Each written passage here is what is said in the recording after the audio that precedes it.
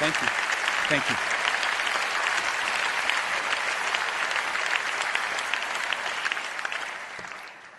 Thank you very much. It's a great privilege to be here. And I thank you so much for your support for our country, for my country, Israel.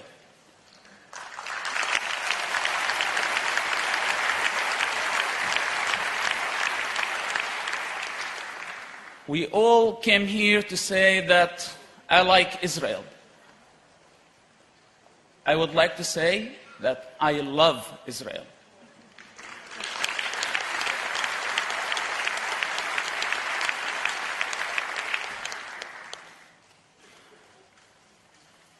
I am not a politician, and I was asked to be politically correct as much as I can.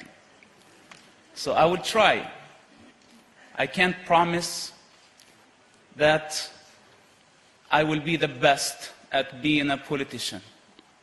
I'm not here to offend anybody. I am here to tell the truth the way that I saw it.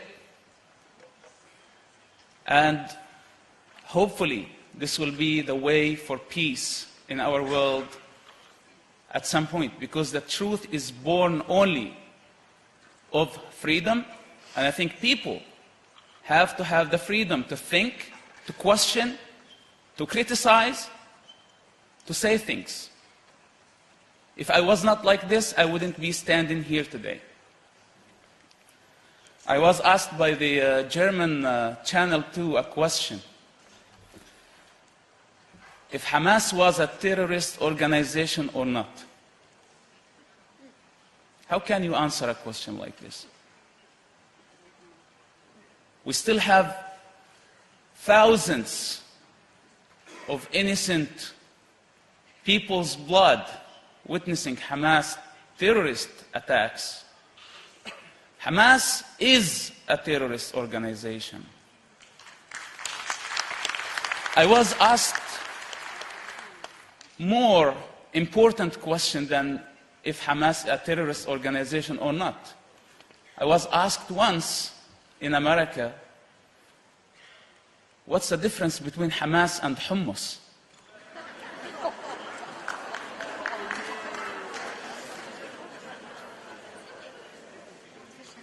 Hamas was born to destroy the state of Israel. Hamas was born to destroy, and Hamas doesn't know how to build. I can say this because I have the authority to say that. I grew up in the heart of Hamas leadership. My father, Sheikh Hassan Youssef, is one of the founding members of Hamas organization. My family had to pay a very high price for the cause of Hamas. And we had to suffer more than any Palestinian family. So Hamas, at some point of my life, was my project. It was my business and my family's business. And I know about Hamas more than its members know about it.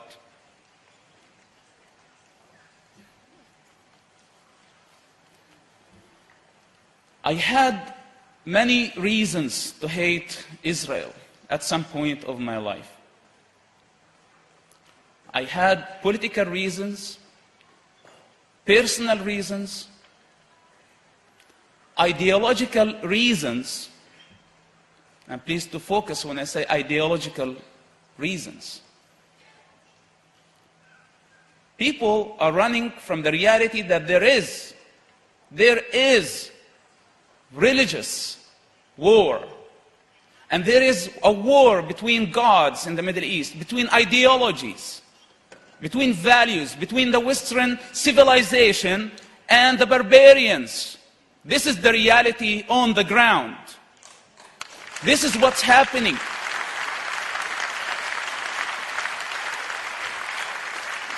This is not radical Islam. I'm coming from a moderate Muslim family, and my dad considers himself a moderate leader. But we know every time when we read the Quran and we look at the behavior of Muhammad that unfortunately he did not like the Jewish people. And Hamas follow his steps. Muslims and Palestinians have the motivation, the religious motivation for their fight. Maybe they pretend, maybe they try to be politically correct in the eyes of the world. But I personally, as a thinker and as an author, I can't fool people.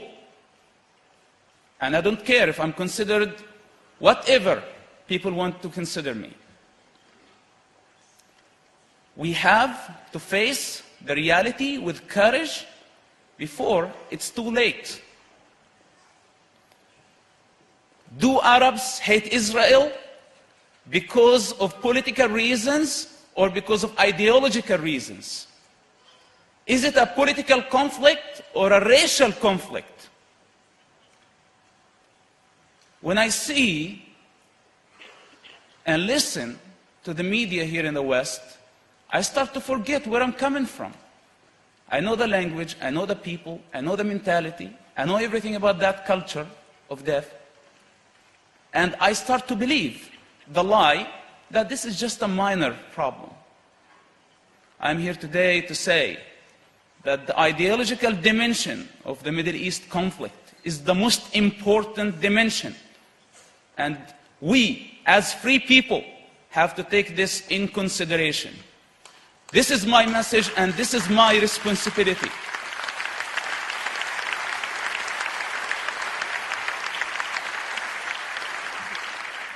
I think we are short on time and there is no room to fit all my story.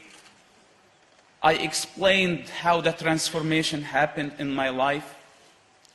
And there are many motivations that led me to have the honor to work as an agent for the Israeli intelligence for 10 years, to serve Israel and to serve the Israeli people.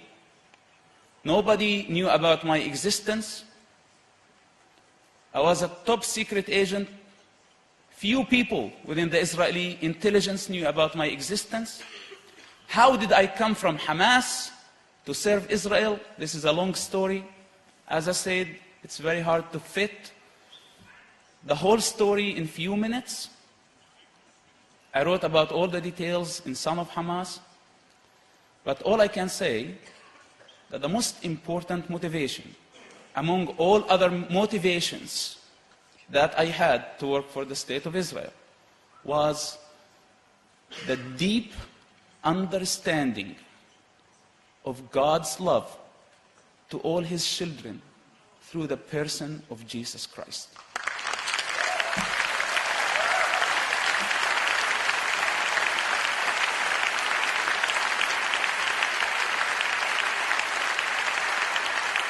I am not here to preach. I'm not a saint, I'm a sinner, and I'm not a preacher, but this is the truth. And I know deep in my heart that that was the most important motivation that I had. Love your enemy. And I took the challenge, and because of that, I stand here today very confident. Yes, disowned. Yes, my nation want to kill me and execute me, and they consider me as a traitor. But I stand here with lots of confidence to say that yes, I love Israel.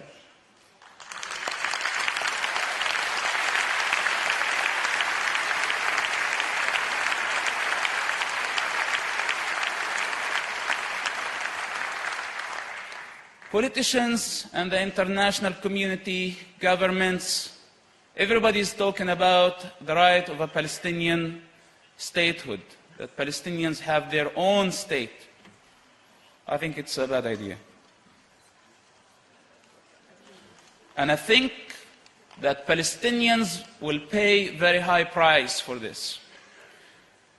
Palestinians for more than 60 years tried to destroy the state of Israel, not to build a Palestinian state.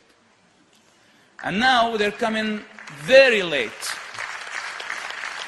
trying to fit a Palestinian state like somebody who's trying to fit an elephant in the eye of a needle. It's a small property. It's a very small country. 27,000 square kilometers. This is nothing. And it does not have room for two states.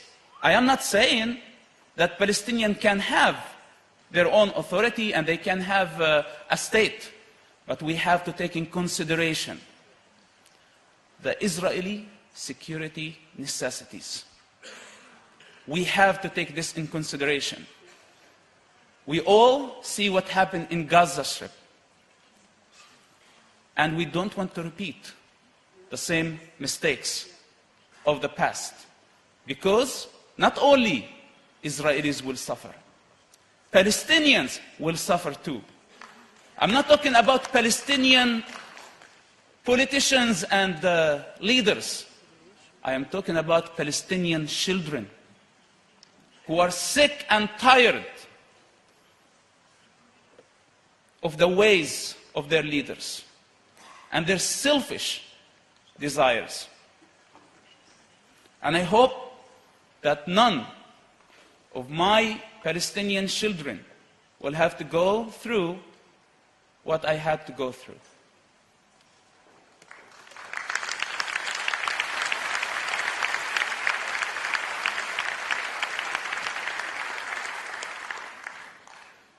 As I said, I worked for the security of Israel, and in the meantime, I still love my people. Our goal was not only to bring security to the state of Israel. Our mission on a daily basis was to save human lives. Arabs, Palestinians, Israelis, Americans, and all types of people. That was our duty. And this is the truth that I learned for many years. That was our responsibility. When Arabs, with their propagandas, and Palestinians try to describe Israel as thirsty for the Palestinian blood, this is a lie for cheap political achievements. I was a witness, I have been a witness, and I know that Israel is not the problem in the Middle East. Israel is the solution to the Middle East.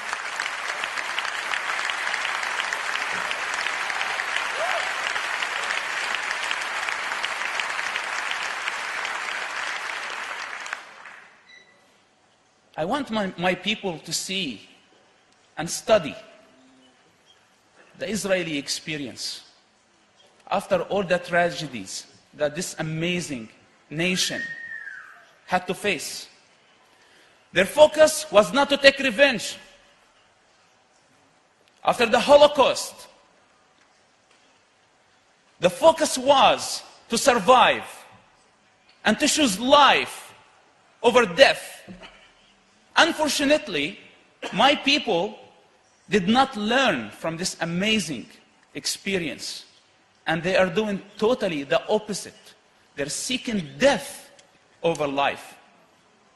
This is why I say that Israel is the solution, not the problem. And let me be honest with you.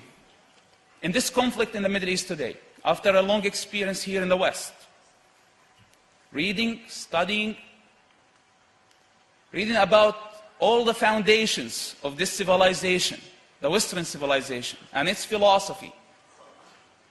I tell you, if Israel fails in the Middle East, the Western civilization will fail.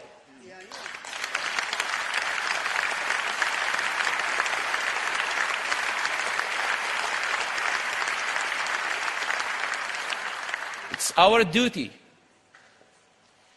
to protect and defend the state of Israel. And this is not for any political achievement. When I did this, when I do this today, I do it for myself. And I do it for the generations to come and for peace in our world. Thank you so much for coming this evening, and God bless you all.